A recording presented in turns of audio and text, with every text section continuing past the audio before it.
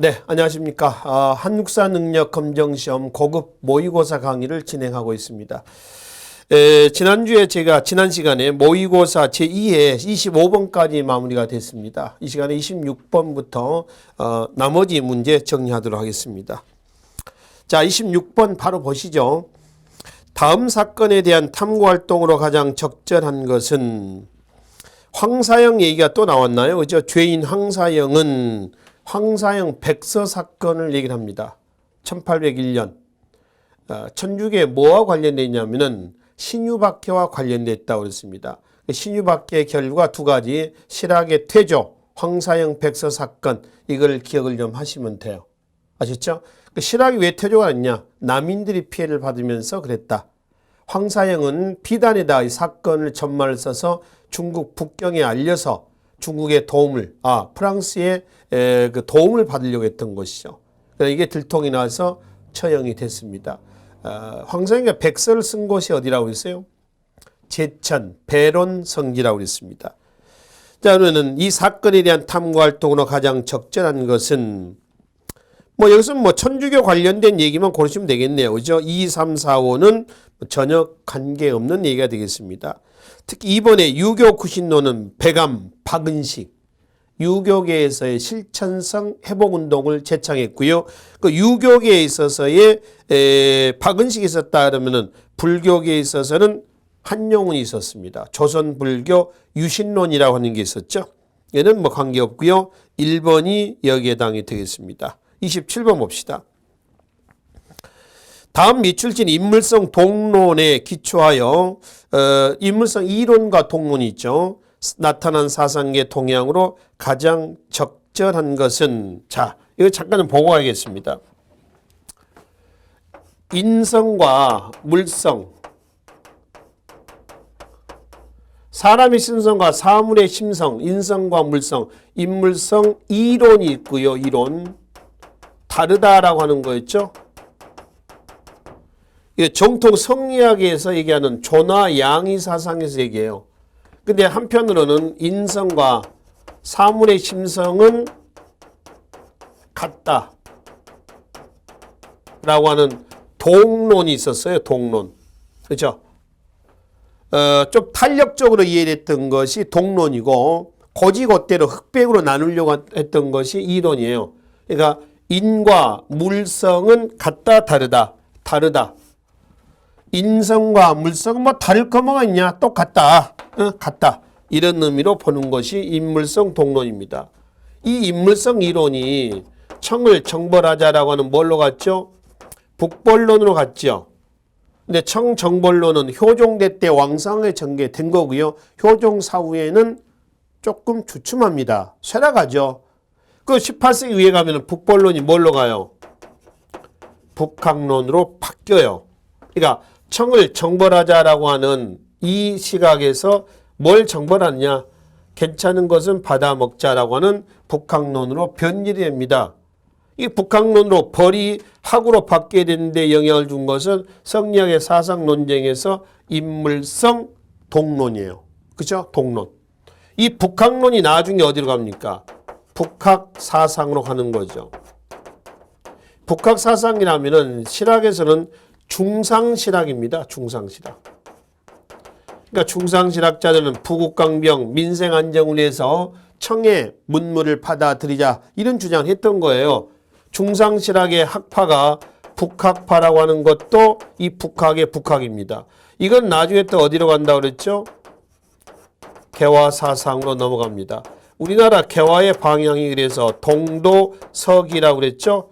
정신문화는 동양의 것이다 두고 기술문화는 서양의 것을 받아들인다는 그런 의미예요. 그러니까 북학이나 동도석이나 이 북학이나 다 똑같습니다. 취사 선택하자 이런 얘기고요. 한편 정통성리학 계열의 북벌론을 제창했던 사람들의 사상은 한말 어디로 간다? 위정척사 사상으로 간다. 위정척사 사상으로 이렇게 넘어가는 거죠. 그래서 인물성 동론 얘기입니다. 이 얘기예요. 이것이 나중에 어떻게 사상으로 넘어가느냐라고 하는 거죠. 그렇죠? 자, 그래서 여기서는 세 번째죠. 북학 사상의 형성. 이 북학으로 이렇게 넘어간다라고 하는 것을 얘기를 해주는 거죠. 이 인물성 동의 논쟁은 그 사상에서 뭐 호락 논쟁, 우리 앞에 바로 앞 시간에 말씀드렸으면 호파와 낙파 간의 논쟁이 있었죠. 그거하고도 관련이 되어 있는 부분이에요. 호파가 어디예요? 이론, 낙파가 뭐죠? 동론. 이렇게 넘어가는 거죠. 호파는 기호지방에서 노론에서 나왔다고 했습니다. 기호지방에 짱 박혀서 오로지 성리학만 연구했고, 낙파는 서울 도심 분위기 속에서, 도시적 분위기 속에서 성리학을 추구하면서도 다른 사상에 관심을 가졌던 사람들을 얘기한다고 했습니다. 그래서 3번이 여기에 해당이 되겠습니다. 자, 5번은 위정척사 사상, 이건 어디로 간다고요? 이 인물성 이론의 영향을 받은 거죠. 그렇죠? 그리고 4번 화이론적 사유체계 확립. 이것도 5번과 같은 얘기입니다. 화이론. 그러니까 화와 이는 다르다는 겁니다. 화이는 다르다. 그렇죠? 다르다. 이거죠. 극과 극이다. 그러니까 화가 인, 이가 물, 이런 개념으로 보시면 되겠습니다. 그러니까 북벌론은 존화양이 사상을 토대로 한다고 그랬죠. 근데 북학론은 화와 이는 일야다. 화와 이를 동일시 보는 시각이고, 이거는 화와 이를 극과 극으로 보는 그런 시각으로 본다는 것이죠. 이해되시죠? 자, 그래서 27번은 3번이 여기에 해당이 되겠습니다. 28번 봅시다. 다음 같은 내용을 주장한 실학자에 대한 설명을 옳은 것은, 자료는 홍대용의 지전설입니다. 중국 중심의 세계관을 비판했던 홍대용의 지전설이죠. 그러면 홍대용에 대한 얘기를 고르자는 얘기입니다. 1번 동국지리지 한백겸. 2번 이마경륜 그 균전제. 이건 누구죠? 그 홍대용의 저서 아닙니까? 홍대용이 이 이마경륜에서 그 균전제, 이거 균전제요. 성인 남자들에게 무조건 성인 남자들은 2결의 토지를 나눠주자. 균전제입니다. 균등하게 토지를 분배하자. 그죠? 홍대용이고요. 3번에 동사 누구예요? 동사 안정복의 동사, 고구려사를 중심으로 하고 있는 내용이 되는 겁니다. 그렇죠? 일종의 역사서에 해당이 되는 거죠. 4번에 이 동국지도는 정상기 백리척 축적법, 백리척 축적법에 의해서 영조 때 그렸다는 지도입니다. 정상계 동국지도. 그 다음에 5번은 누구예요? 유득공이죠. 발해고 유득공이 되겠습니다. 그래서 2번 홍대용에 대한 얘기입니다. 지전설 그러면 홍대용뿐만 아니죠. 우리나라에서 최초로 지전설을 주장했던 사람 누구예요? 김성문이죠. 역학도해라는 저서에서 주장을 하고 있습니다. 그 다음에 지금 나와 있는 홍대용, 그 다음에 정약용, 이익, 전부 지전설을 주장했던 사람이에요. 근데 나중에 이익은 다시 성리학적 세계관으로 천동설로 다시 복귀를 합니다. 처음에는 지전설을 주장했다가 나중에는 따라 빠져나와요. 다시 그 6가지 좀 육두론을 제창했던 그 이익을 얘기를 하고 있습니다. 29번 봅시다. 밑줄짓 나는 누구냐? 나에 대한 설명 옳은 것은, 진실로 백성에게 해가 되는 것은 비록 있으면 비록 공자나 맹자가 다시 살아나도 내가 용서치 않겠다. 흥선대원이 서원철폐 때 한 얘기입니다. 그렇죠? 1번 혈량과 조광조, 2번 반계수록 유형원, 3번 총융청 등 5군용을 설치하고 비변사 기능을 강화했다. 비변사를 오히려 없앴죠. 없애고 비변사 가지고 있는 행정권은 의정부로, 군사권은 3군부로 나눠놨습니다. 네 번째, 호포제와 사창제를 시해서 민생을 안정시키고자 했다. 세도정치 때 삼정분란이 나왔죠. 전정, 군정, 환곡이었습니다. 전정의 문란을 시정하자라고 하는 양전사업의 실시. 원칙상 몇 년에 한 번씩 한다고 그랬어요? 20년에 한 번씩 한다고 그랬죠? 군정의 문란을 시정하기 위한 호포제 실시. 그러니까 상민이건 양반이건 매 호마다 포를 물린다는 겁니다. 근데 양반들이 반대했잖아요. 환곡, 가장 문란했다는 환곡이거든요. 이게 세도정치 때 삼정문란 중에서 가장 문란했다는 거죠. 환곡. 이거의 폐단을 시정하자 해서 사창제. 사는 면단이라고 그랬죠. 각 지방마다 면 단위마다 창고를 둬서 부지하자 사창제입니다. 그래서 민생안정에 기여했다는 것이죠. 4번 대원군 맞죠. 5번은 1880년대 때에 개항 이후에 정부의 개화정책입니다.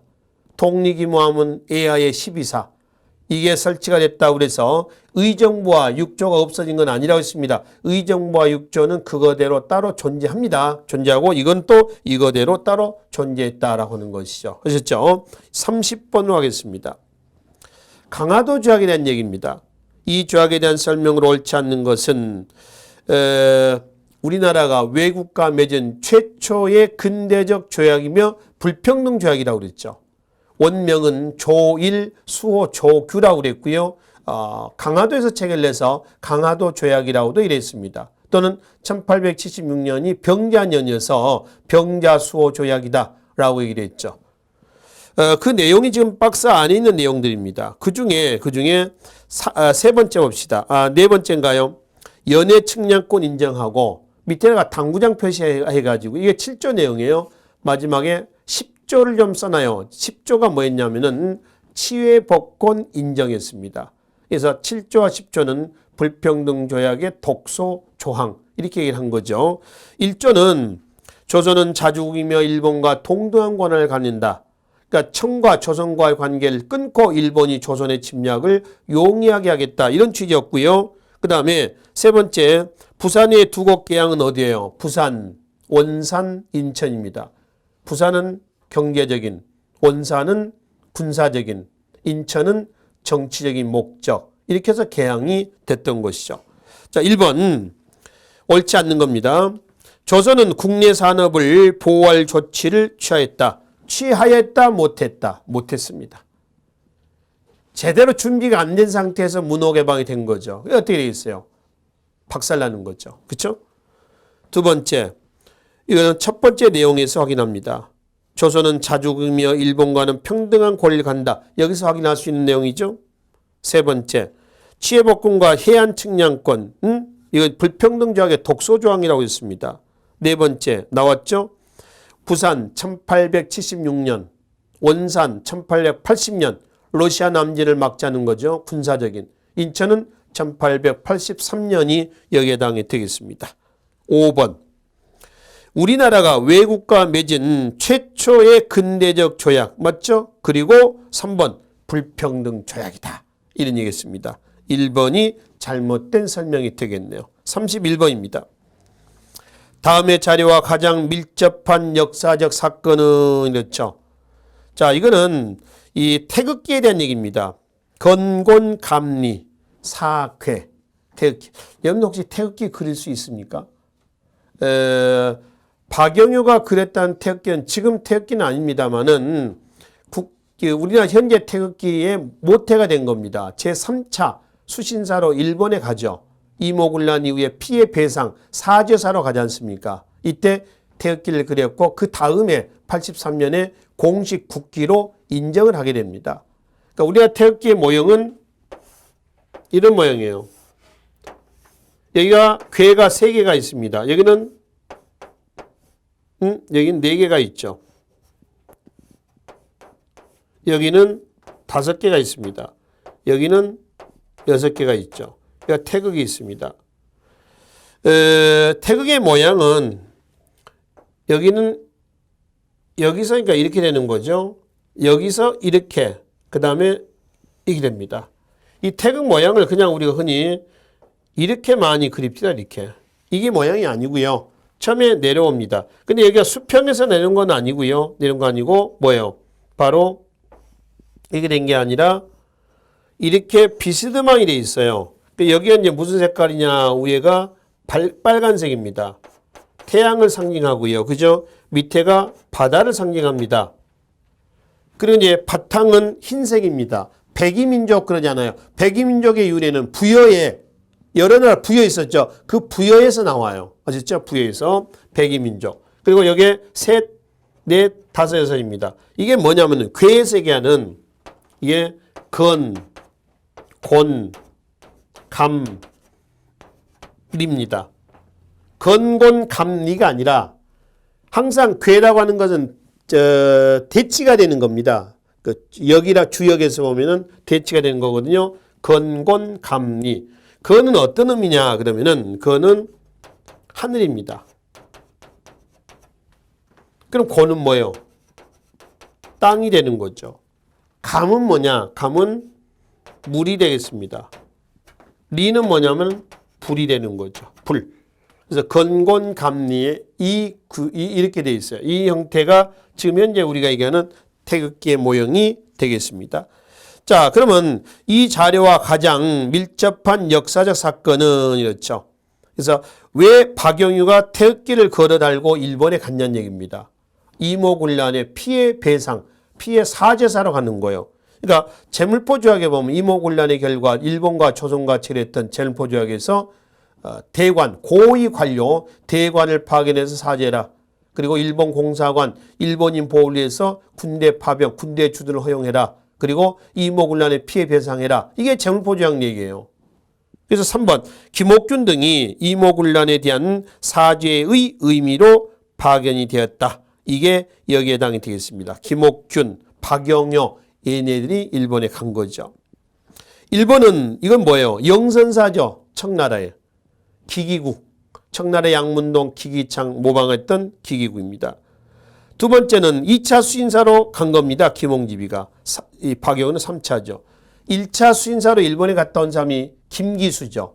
갔다 와서 일동기후라고 하는 일종의 어떤 보고서죠. 써가지고 일본 문화 괜찮더라. 받아 먹자. 이런 주장을 했던 거죠. 자, 4번에 보면은 이거는 뭐예요? 이거는 박정영 등이 이거는 뭐 조사시찰단에게 합니다. 조사시찰단.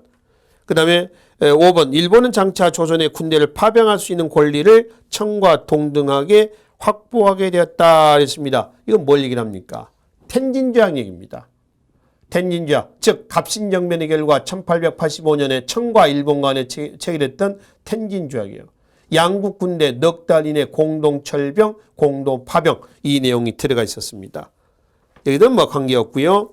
3차 수인사에 대한 얘기입니다. 3번이 여기에 해당이 되겠습니다. 32번. 동학농민운동의 전개 과정입니다. 동학농민운동은 1, 2, 3, 4기로 나눠서 정리하시라고 그랬죠. 1기 고부밀란 시기. 고부밀란 시기에 관련된 내용이 있습니까? 여기서는 나번이 가장 빠르겠다. 그지? 고부관하터. 2기가 뭐예요? 2기가 동학운동의 절정기.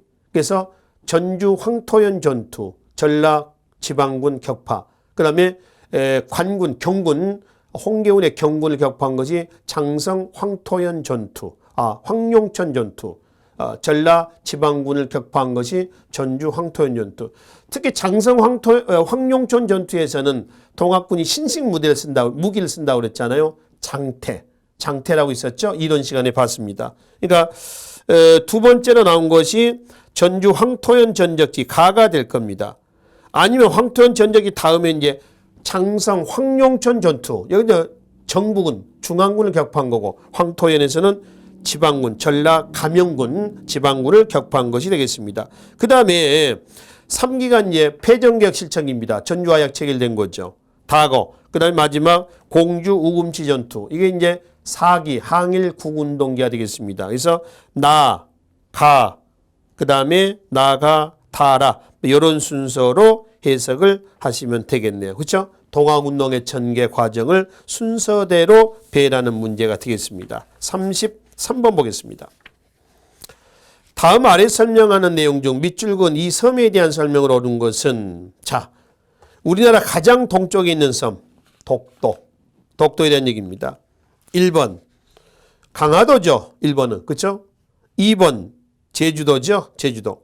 3번 삼국 간섭에 굴복하여 일본이 반환을 했다 그랬습니다. 이건 어디냐면은 삼국 간섭은 시기가 1895년 4월이었죠. 시모노세키 조약.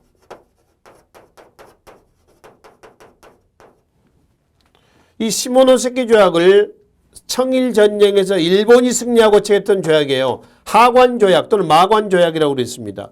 이걸 곧바로 파기했던 것이 1895년 4월에 뭐죠? 삼국 간섭이에요. 러, 독, 푸. 이 세 나라가 되겠죠? 러독푸예요. 러시아가 주축이 됩니다. 이 조약을 파기합니다. 그래서 한반도에서는 러시아가 주도권을 잡는 거죠. 그래서 삼국 간섭으로 인해서 일본이 산둥반도라든가, 그렇죠? 산둥반도 또 일본이 여러 가지 이권들을 가져갑니다. 그 전부 다 반환을 하게 되는 그런 결과를 가져다 준 거죠. 그 다음에 네 번째 어디예요? 대한해협, 여수와 제주도 중간 거문도, 그렇죠? 다섯 번째 대한제국이 칙령을 반포해서 우리 영토임을 제어하긴 했다. 대한제국 칙령 몇 호라고 했어요? 기억해도 이거는 41호입니다. 독도를 우리 영토로 편입을 했어요. 대한제국의 법으로 공표한 거죠. 독도에 대한 부분입니다. 5번이 여기에 해당이 되겠습니다. 34번입니다. 다음 자료에 밑줄근 피고인에 해당하는 인물로서 옳은 것은이었습니다. 그 피고인이 미국인 스티븐스에게 총을 쏜 이유는 뭐냐? 스티븐, 장인환 전명훈이죠. 스티븐스가 미국에 돌아가서 일본의 통감 정치를 찬양하고 다녔거든요. 그러다 총 맞아 죽은 거죠. 누구예요? 장인환 전명훈, 1908년입니다. 일본의 김상옥은 종로경찰서 폭탄 투척했던 사람이에요. 김상옥. 영화 밀정 나오죠. 안중근은 1909년에 뭐 있죠? 이등박문을 죽인 거죠. 만주 하얼빈에서. 나석주, 동양척식 주식회사에 폭탄을 던졌던 의열단 나석주입니다. 윤봉길, 한인애국단의 상하이 홍콩공원 폭탄 투척 의거죠. 1932년 4월. 그 전에 32년 1월달 이봉창 의거도 있었어요. 이봉창, 윤봉길은 한인애국단 소속이 되겠습니다. 여기는 장인환이나 전명훈을 얘기하시면 되겠습니다. 35번입니다. 밑줄진 이 신문에 대한 설명을 옳지 않는 것은 유광열의 별건곤이라고 하는 잡지에 게재가 됐던 영국인 베델이 경영했던 이 신문 뭐였죠? 베델, 양기탁, 대한밀신보죠. 항일운동의 선봉장이 됐다는 신문, 신민의 기관 역할도 했다는 신문. 그러나 1910년 한국병합으로 폐간이 되고 대한밀신보에서 대한을 빼고 조선총독부는 매일신보라고 해서 총독배 기관지로 간행했던 바로 대한밀신보입니다. 자, 1번 나오죠. 국제보상운동 나옵니다. 두 번째, 고종이 을사조약의 부당성을 폭로하는 친서를 발표한 신문이 대한밀신보요. 이건 내가 사인하지 않았으니까 무효다. 무효선언한 거죠. 세 번째, 방금 말씀드렸죠. 양기탁이 신민회를 조직하면서 신민의 기관 역할도 했고, 그 다음에 4번, 을사조약 체결을 비판하는 시라 방성대곡이라는 사설이 발표가 되었다 그랬습니다. 이거 하나 주의 좀 하셔야 될 것이 이게 대학 수학능력시험 문제거든요. 대학 수학능력시험이 이게 무효화됐던 이 문제 자체가 무효가 됐던 그 문제이기도 합니다. 제가 그 이론 시간에 또는 기출문제 시간에도 한번 말씀을 드렸습니다만은 시랴 방성대곡이 처음 게재가 됐던 것이 황성신문이거든요. 근데 대한매일신보에도 이 시랴 방성대곡이 게재가 됩니다. 그러니까 여기 35번 문제는 답은 4번으로 되어 있습니다만은 주의를 하시라는 겁니다. 그러니까 이건 답은 없는 거예요. 그래서 대학 수학능력시험에서 무효 판결이 난 내용이 되겠습니다. 유의를 해서 보시라는 얘기입니다. 자, 이건 답은 없습니다. 답은. 그래서 수정 좀 해 놓으시고 정답 부분에는 한국 병합 이후에는 매일신보로 명칭을 바꾼 후 조선총독부의 기관 역할을 했다라고 되어 있습니다. 그래서 35번은 답은 없는 걸 하겠습니다. 자, 36번 보겠습니다.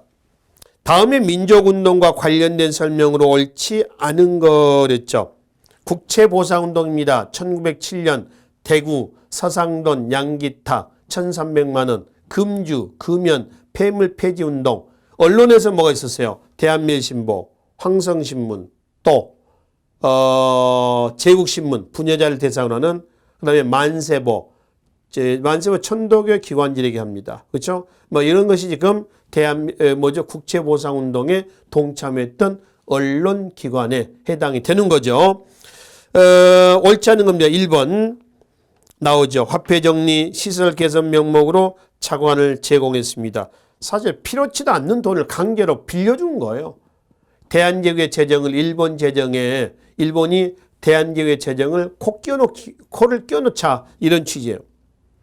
그 다음에 2번 고액이죠. 일본에 완전히 예속시키한 3번 일제는 이 운동에 앞장선 대한밀신보를 탄압하면서 발행자 배대를 추방을 했다. 근데 못했어. 취해법권의 특혜가 있거든. 네 번째, 이거는 물산 장려 운동을 얘기하는 거죠. 그렇죠? 국제보상 운동이 아니죠. 5번, 방금 위에서 말씀드렸죠. 대한밀신보 등에서 이 신문사들이 여기에 동참했다고 했습니다. 4번이 잘못된 설명이 되겠습니다. 37번 보겠습니다. 가 지역의 이주동포에 대한 설명으로 옳은 것. 어디에? 연해주죠? 블라디보스톡. 연해주입니다. 기억. 만모산 사건은 간도에서 납니다. 간도에서. 많은 조선인들이 피해를 입었다. 니은. 28 독립선언은 어디죠? 동경이죠. YMCA 앞에서. 이게 이제 국내에서 3.1운동의 직접적인 어떤 그 불쏘시 역할을 했다고 그랬습니다. 디귿. 소련 정부에 의해 중앙아시아로 강제 이주당했다. 그렇죠. 스탈린. 1937년이었습니다. 한인들이 많이 있잖아요. 그러니까 일본이 자꾸 들어오죠. 러시아가 자꾸 위기를 느끼는 거죠. 그러니까 한인을 없애버리자. 강제로 중앙아시아로 우크라이나라든가 이쪽으로 강제로 옮기는 겁니다.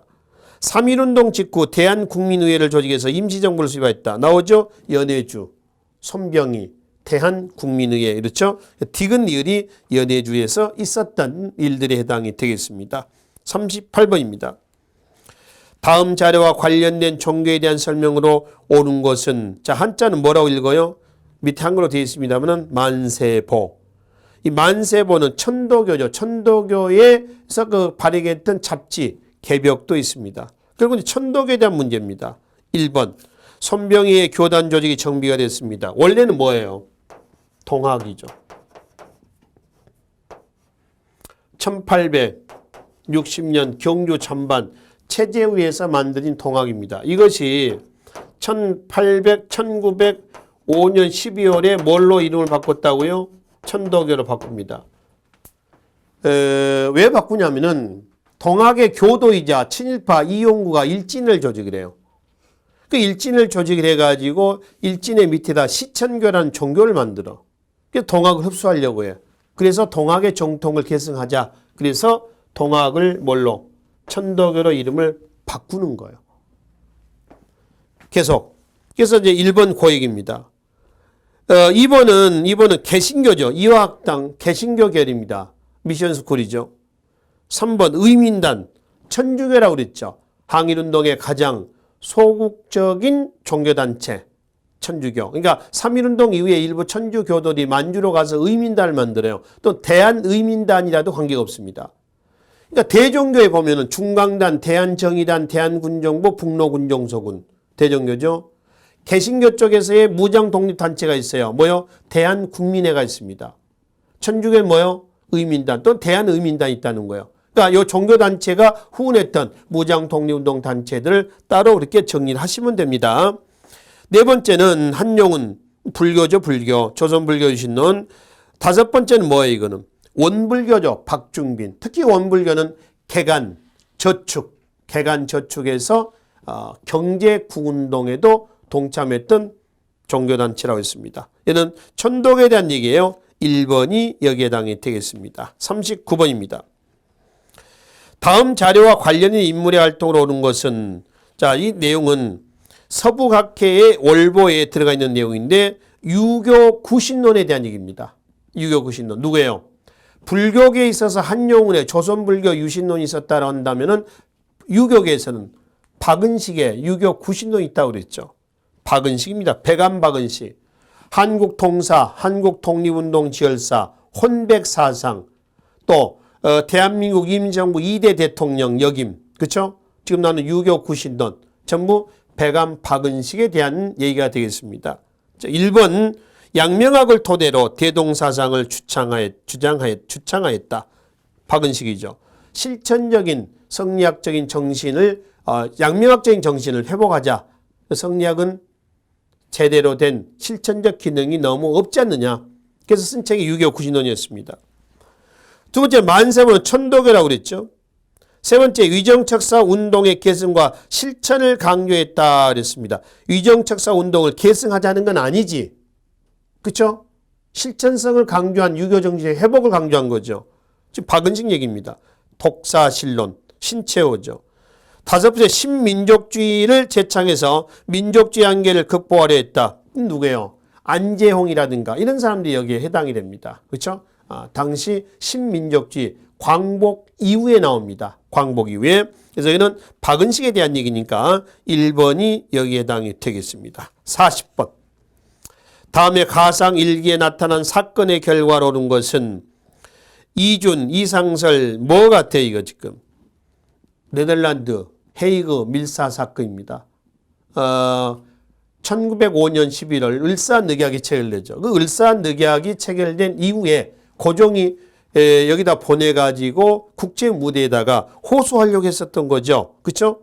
그러나 이제 국권이 외교권이 없다는 이유로 입장 거부를 당합니다. 그래서 거기서 이주는 거기서 자결했다고 그래요. 이걸 계기로 해가지고 일제는 고종을 퇴위시킵니다. 그리고 순종을 즉위를 시켰어요. 헤이그 밀사 사건을 계기로입니다. 순종을 즉위시키고 체결했던 조약이 1907년 7월 달에 뭔가요? 정미년의 7개 조약이요. 정미 7조약입니다. 다른 말로 이거를 한일 신협약이라고 그래. 그 정미 7조약에서 두드러진 내용은 군대예산입니다. 군사권 가져가죠. 그리고 장관 밑에 차관이 있죠. 일본인에 의한 차관 정책이죠. 모든 인사행정이 일본으로 넘어간다는 겁니다.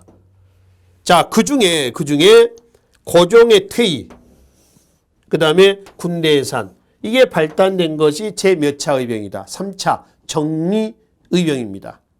그러니까 해산된 군인들이 동참하면서 의병 전쟁의 성격을 띨다는 3차 정미 의병이 된다라고 하는 것이죠. 자, 계속 보겠습니다. 해서 40번은 이거의 결과입니다. 결과. 4번이 되겠죠. 1번 봐봐요. 이거는 1895년 4월이에요. 이건 이제 1907년 얘기입니다. 그렇죠? 이거는 두 번째 아관파천은 1896년이죠.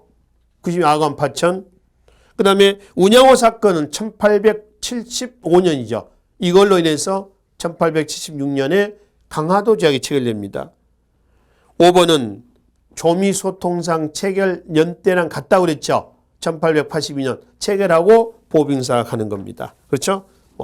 홍영식 등이 갔다. 우정 업무에 관심을 가졌다. 이런 얘기가 있었죠. 4번이 여기에 해당이 되겠습니다. 41번 봅시다.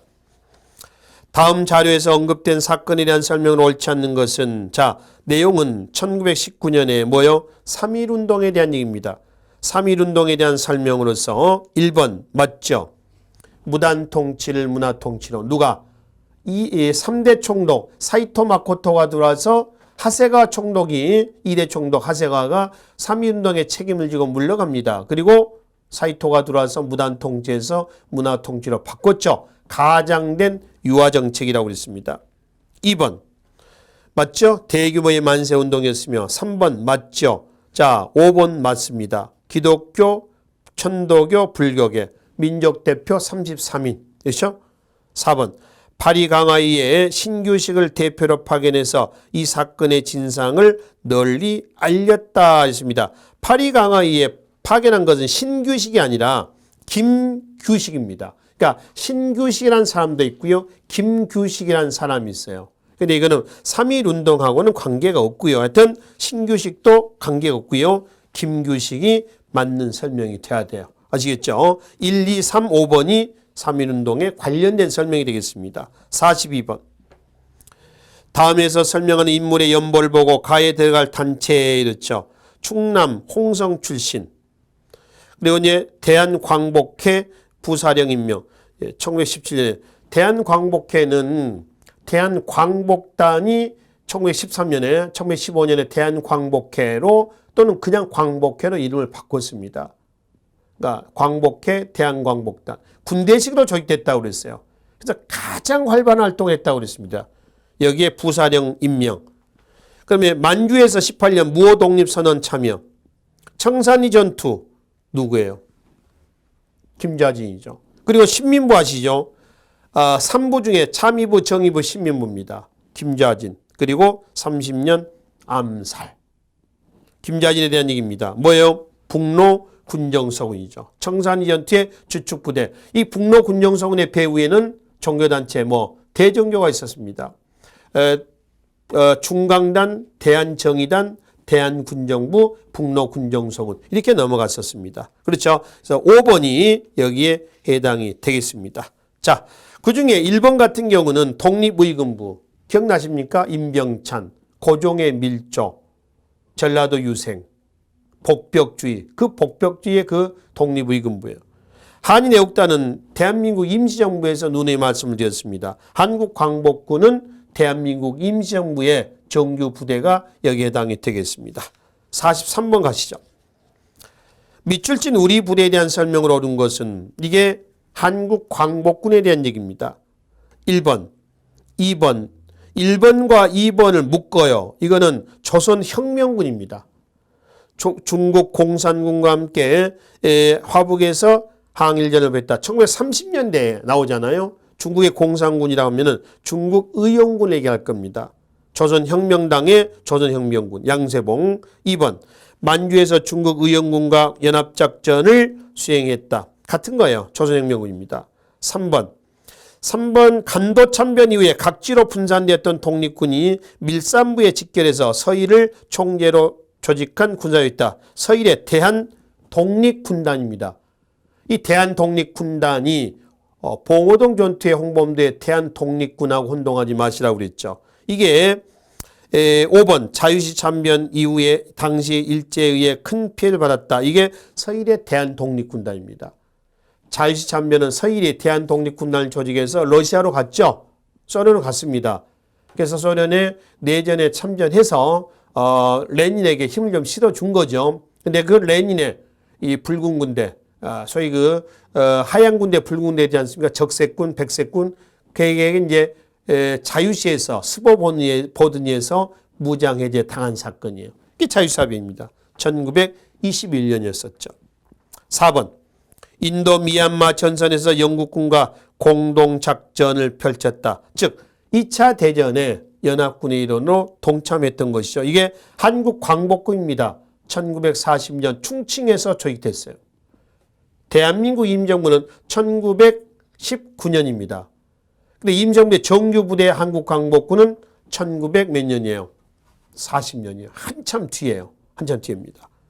이 부대는 나중에 국내 진공작전도 준비하죠. 국내 정진군이라고 하는 특수부대를 조직을 해서 44번 보겠습니다. 밑줄 친 이 운동 그랬죠. 분하로드 1931년에서 34년까지 동아일보의 문맹퇴치 운동 때 구호입니다. 러시아어라고 그랬죠. 분하로드. 인민 속으로, 민중 속으로. 1929년 조선일보에 문자 보급 운동도 있었어요. 이 분위기 속에서 1932년에 신문에 상록수, 이광수의 흑이 먼저 나옵니다. 흑. 1935년에 신문. 이게 전부 다 문자보급운동, 문맹퇴치운동 때 나온 사건들이 되겠다는 거죠. 이거는 동아일보의 문맹퇴치운동입니다. 3번이 여기에 해당이 되겠습니다. 그죠? 3번. 분하로드는 민중 속으로, 인민 속으로 이런 뜻입니다. 러시아의 도시 지식인 중심의 농촌 계몽 운동을 러시아어로 나로드니키 운동이라고 그래요. 나로드니키 운동 때의 구호가 이거였습니다. 그냥 갖다 쓰는 거죠. 45번 보겠습니다. 다음 사건에 대한 탐구 활동으로 가장 적절한 것은 1931년 을밀대 지붕 위의 강주령이었습니다. 을밀대입니다. 을밀대. 그 탈자가 하나 있네요. 그렇죠? 을미대가 아니라 을밀대예요. 평원 고무공장, 평은 평양입니다만은 여직공들의 파업이 경찰에 의해 31년 강제산됐다. 해산 직후 강주령은 약 11m의 을밀대 지붕 위에서 9시간가량 시위를 벌이다가 다음날 아침 경찰에 체포되었다 그랬습니다. 그냥 멍하니 앉아있는 것 같지만 이거 시위를 하고 있는 겁니다.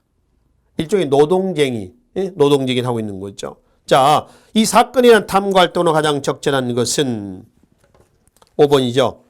조선인 노동자들의 열악한 노동조건을 조사한다 그랬습니다. 4번에 징용으로 끌려간 노동자를 징용이 아니고요. 이건 여기 거기 안에 내용이 나와 있습니다. 여직공들의 파업이라고 그랬거든요. 31년. 그러니까 징용은 관계없죠. 징용은 전쟁터로 나가는 거예요. 그렇죠? 군사적인 용도로. 3번에 암태도 소작징이 연대 기억해 두시라고 했습니다. 자주 출제됐었죠. 기출문제에서. 1923년입니다. 2번은 조선형평사는 진주에서 백정들, 옛날 백정 출신들 이학찬 형평운동, 일제 백정들에 대한 차별 대우에 대한 저항운동이었었습니다. 보안에는 1904년 일본이 요구했던 황무지 개간 요구를 좌절시켰던 그 보안회를 얘기를 하는 겁니다. 이거는 5번이 노동자들에 대한 열악한 노동조건, 이게 이 부분의 적절한 해석이 되겠습니다. 46번입니다. 다음 글을 쓴 역사가에 대한 설명을 옳은 것은, 역사는 무엇이냐? 조선 상고사에 나온 얘기죠. 인류사의 아와 비아와의 투쟁이 시간에서 발전하여 공간까지 확대하는 심적 활동의 상태 기록이니 였죠. 인류, 그 다음에 시간, 공간 체크해놔요. 인간과 시간과 공간, 이게 역사의 3요소입니다. 단계, 신채호가 얘기하고 있는 거죠. 조선 상고사입니다. 1번의 혼, 박은식이죠. 2번에 누구죠? 우리 고대 문화의 우수성과 독자성을 강조해서 식민주의 사관을 비판했다. 이거는 신채호뿐만 아니라 민족주의 사학자들의 공통된 주장이죠. 3번, 이거는 사회 경제 사학을 얘기합니다. 그래서 식민사관 중에서 가장 정체성 이론을 가장 극복하는데 가장 좋은 치료학은 백남훈, 이청원 등의 사회 경제 사학이라고 있습니다. 4번, 이거는 진단학보를 발간하고 문헌고적을 중시하는 순수 학문적 차원의 역사 연구에 힘썼다. 진단학보 실증주의 사학자들입니다. 손진태 등이죠. 실증주의 사학이죠.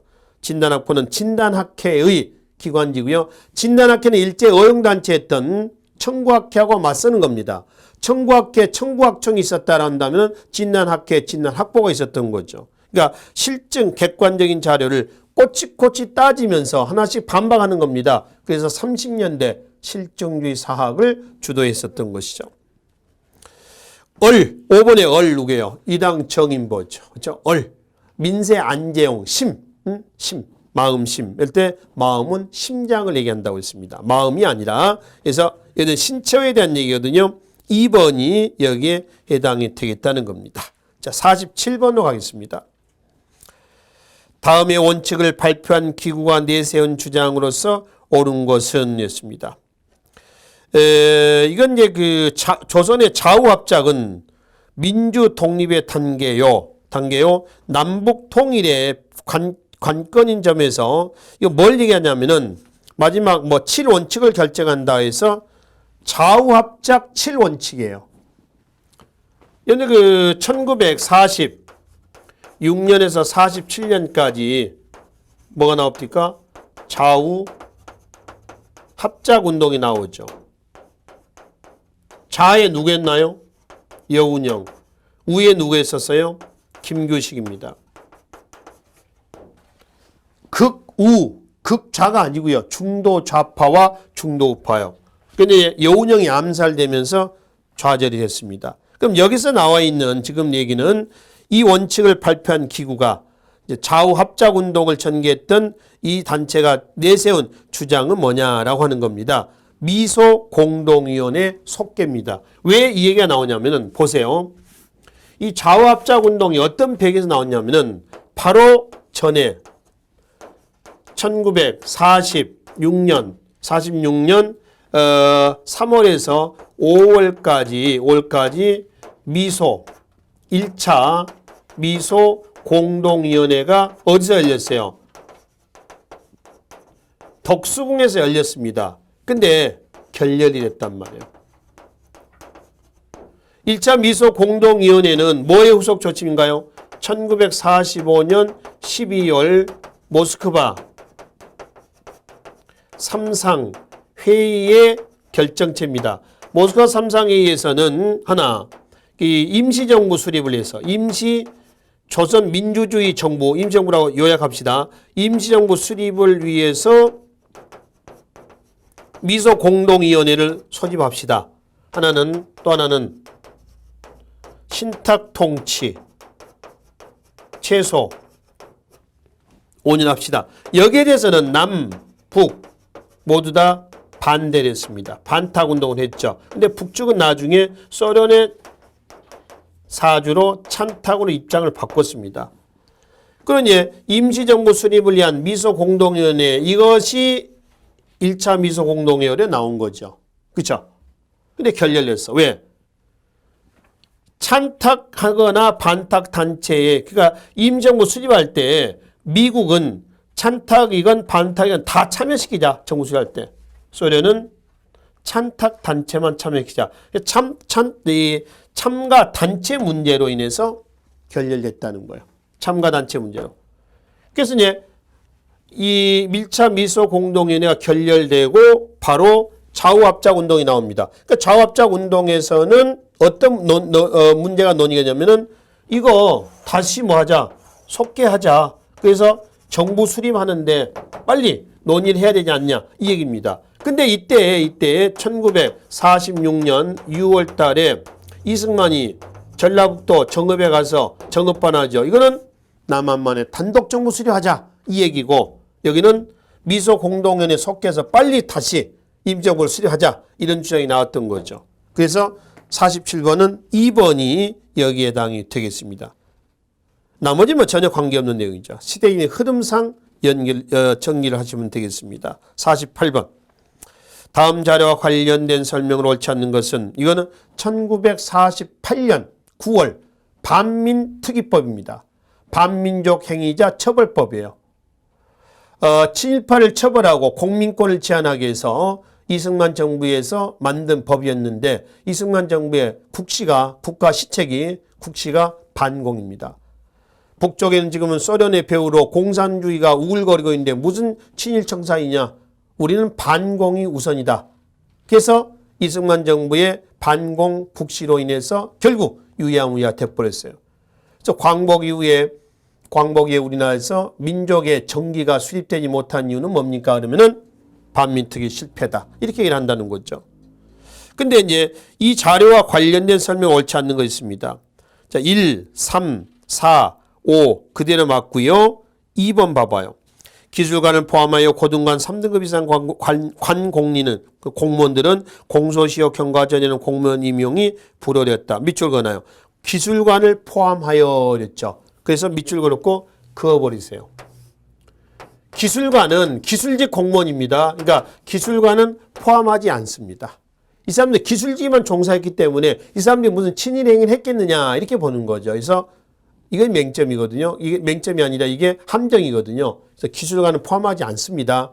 친일파에. 아셨죠? 그래서 2번이 옳지 않는 설명이 되겠습니다. 자, 49번 가겠습니다. 가라의 사건을 순서대로 나열한 것을 고르면 어렵습니다. 현대사의 주요 사건 순서대로 나열한 겁니다. 경부고속도로 준공은 1970년입니다. 그러니까 그 새마을운동 부분하고 같이 엮어 놓으시면은 좀 쉽게 이해하실 수 있어요. 새마을운동 부분도 자주 출제가 되니까. 제1차 남북정상회담은 2000년 6.15 남북공동선언이요. 제2차는 2007년 노무현, 김정일. 1차는 김대중, 김정일이었습니다. 4월 25일 대학교수단 시국선언회에서 다음 날 4월 26일 날 이승만이 하야를 합니다. 60년 4.19 혁명 때죠. 제24회 서울올림픽 88올림픽이라고 그러죠. 88올림픽. 그죠? 24회 서울올림픽 노태우 정부 때가 되겠습니다. 순서대로 네 번째죠. 다, 가, 라, 나가 해당이 되겠습니다. 이 현대사에 관련된 부분은 굵직굵직한 사건 이렇게 시대 순서대로 배열하는 문제들이 나오거든요. 잘 마무리 좀 해놓으시고요. 50번 세시풍속입니다. 지금 뭐 가을 나와 있고요. 신광수에 두 번째 보면은 송편 나와 있고 송편 언제요? 추석이죠. 추석. 동지는 아시죠? 동지.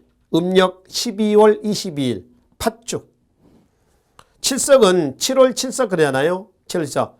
견우와 직녀가 만나는 견우 직녀가 만나는 7월 칠석입니다. 설날 뭐 음력 1월 1일 아실 거고 그다음에 정월대보름 음력 1월 15일 정월대보름 되겠습니다. 그래서 추석에 대한 얘기가 되겠습니다. 자, 이렇게 해서 한국사 능력 검정 시험 고급 이론 강의하고요. 그다음에 한국사 능력 검정 시험 기출 문제 2016년도 31회부터 34회까지 해설 강의. 그래 마지막 모의고사 두 회분에서 100문제까지 해가지고 우리가 한 60 정도의 60시간에 걸쳐 가지고 살펴봤습니다.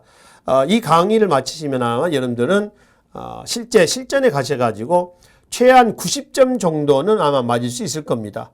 이 강의를 통해서 여러분들이 소망하시는 한국사 능력 검정 시험 1급, 1급이 한 70점 이상이니까요. 최소한 그래도 90점은 맞아야지 1급이 됐다, 1급 취득했다 이렇게 이제 자신하시면 될 겁니다. 그래서 이 강의를 통해서 그런 정도의 관심과 수준 성적이 나와서 합격하시기를 기원하면서 60강에 걸친 대단원의 막을 내리도록 하겠습니다. 혹 강의를 들으시다가 궁금하신 내용이라든가 질문하고 싶은 내용들 있죠. 그런 내용들은 사이트에 글을 올려놓으시면 제가 또 도와드리도록 하겠습니다. 수고하셨습니다.